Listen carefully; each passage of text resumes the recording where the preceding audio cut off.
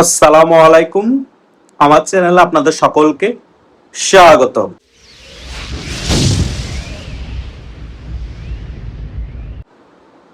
দেশে ফিরবেন শেখ হাসিনা, এই বিষয়টি মোটামুটি সকলে অবগত আছেন এবং ভারতীয় মিডিয়া গত কিছুদিন ধরে একেবারেই ক্লিয়ারলি বলছে ডিসেম্বরের আগেই শেখ হাসিনা দেশে ফেরার সম্ভাবনা আছে। আর যদি সেটা না হয়, ডিসেম্বরে শেখ হাসিনা বাংলাদেশে ফিরছে এবং ভারতের বর্তমান প্রধানমন্ত্রী নরেন্দ্র মোদীও চাচ্ছে শেখ হাসিনা ডিসেম্বরে বাংলাদেশে ফিরে যাক। এই সকল বিষয় নিয়ে যখন পশ্চিমবঙ্গে এবং বাংলাদেশের মধ্যে তুমুল আলোচনার ঝড় উঠেছে, সে সময়ই ভারতের গুরুত্বপূর্ণ কূটনীতিক ব্যক্তিবর্গ যারা আছে তারা শেখ হাসিনাকে বাংলাদেশে ডিসেম্বরে ফেরানোর জন্য আন্তর্জাতিক লবিং শুরু করে দিয়েছে। তার মেইন কারণ হচ্ছে নরেন্দ্র মোদী ভারতের সকল কূটনীতিকদেরকে ক্লিয়ার বার্তা দিয়ে দিয়েছে শেখ হাসিনাকে এই বছরের মধ্যে ডিসেম্বরে বাংলাদেশে ফেরাতে হবে। ফেরানোর জন্য যা যা করা প্রয়োজন ভারত তাদের পক্ষ থেকে সকল কিছুই করবে। এটা মোটামুটি আপনারা ক্লিয়ার ধরে রাখতে পারেন। এখন আপনাদের অনেকের মনে প্রশ্ন হতে পারে, অনেকদিন যাবতীত এই সকল কথাগুলো আমরা শুনতে পাচ্ছি, গত বছরও এইরকম বলা হয়েছিল। ভারত কূটনীতিকভাবে সকল কিছু গুছিয়ে নিয়েছে, আন্তর্জাতিকভাবেও সকল কিছু ভারতের গোছানো আছে। শেখ হাসিনা গত বছরও বলেছিল ডিসেম্বরের মধ্যেই বাংলাদেশে ফিরে আসবে, তখন তো ফিরে আসেনি। এবারও কি সেরকম কিছু ঘটবে? তাদের উদ্দেশ্যেই আজকের এই ভিডিওটি। সকল প্রশ্নের উত্তরগুলোই আমি এই ভিডিওর মধ্যে দেওয়ার চেষ্টা করব। আশা করছি সকল প্রশ্নের উত্তর আপনারা এই ভিডিওটি শেষ পর্যন্ত যখন দেখবেন সকল কিছু ক্লিয়ার হয়ে যাবেন এবং সকল কনফিউশনও দূর হয়ে যাবে। প্রথমত আপনাদেরকে বাংলাদেশের বর্তমান পরিস্থিতি কি সেটা দেখতে হবে। দ্বিতীয় বিষয় হচ্ছে 2 বছর আগের বাংলাদেশের প্রেক্ষাপট এবং বর্তমান প্রেক্ষাপট এক না। আর 5 আগস্ট পরবর্তী সময়ে আওয়ামী লীগের সাংগঠনিক শক্তি এবং 2 বছর পরে আওয়ামী লীগের বর্তমান সাংগঠনিক শক্তিও এক না। এবং আন্তর্জাতিক মহলে 2 বছর আগে আওয়ামী লীগের যে ইমেজ ছিল, বর্তমান 2 বছর পরে আওয়ামী লীগের সেই ইমেজ এখন আর নেই। এখন আওয়ামী লীগ বাংলাদেশের মধ্যে অনেক বেশি সংগঠিত এবং অনেক বেশি শক্তি সঞ্চয় করে ফেলেছে এবং আন্তর্জাতিক মহলে আওয়ামী লীগের যে নেগেটিভ ইমেজ ছিল, এই 2 বছরের মধ্যে আওয়ামী লীগ কূটনীতিক খেলার মাধ্যমে সেই নেগেটিভ ইমেজটাও মোটামুটি দূর করতে সফল হয়েছে এবং ভারতও বিশ্বের অনেক দেশকে শেখ হাসিনার বাংলাদেশে ফিরে আসার বিষয় নিয়ে 2 বছর আগে যেভাবে কনভিন্স করতে পারেনি, বর্তমানে ভারত মোটামুটি কূটনীতিকভাবে বিশ্বের অনেক প্রভাবশালী দেশকে রাজি করাতে পেরেছে শেখ হাসিনা ডিসেম্বরে যাতে বাংলাদেশে আসলে আন্তর্জাতিকভাবে শেখ হাসিনাকে সমর্থন দেয়। সো এই বিষয়গুলো অনেক গুরুত্বপূর্ণ বিষয়।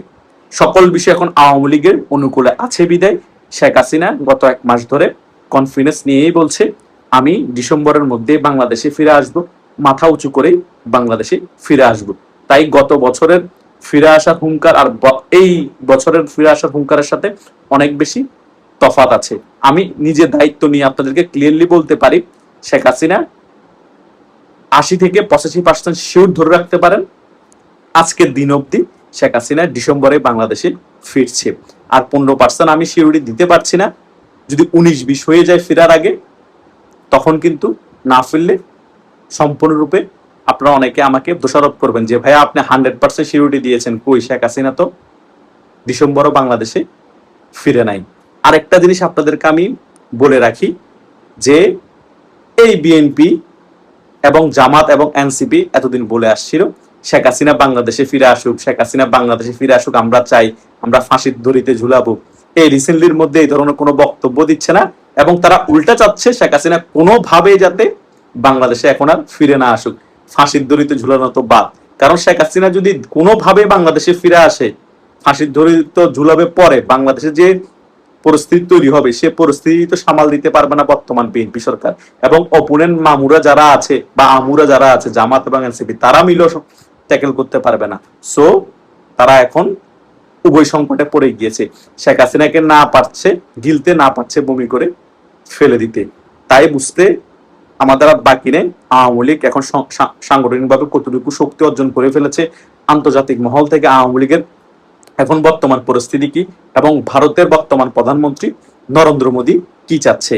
ভারত মোটামুটি তাদের আচরণের মাধ্যমে বর্তমান বিএনপি সরকারকে একেবারে ক্লিয়ার করে দিয়েছে যে শেখ হাসিনাকে এই বছরের মধ্যে আমরা বাংলাদেশে পাঠাচ্ছি, এবং বাংলাদেশে যদি পাঠানো হয় শেখ হাসিনার নিরাপত্তা কিন্তু বর্তমান বিএনপি সরকারকে নিতে হবে।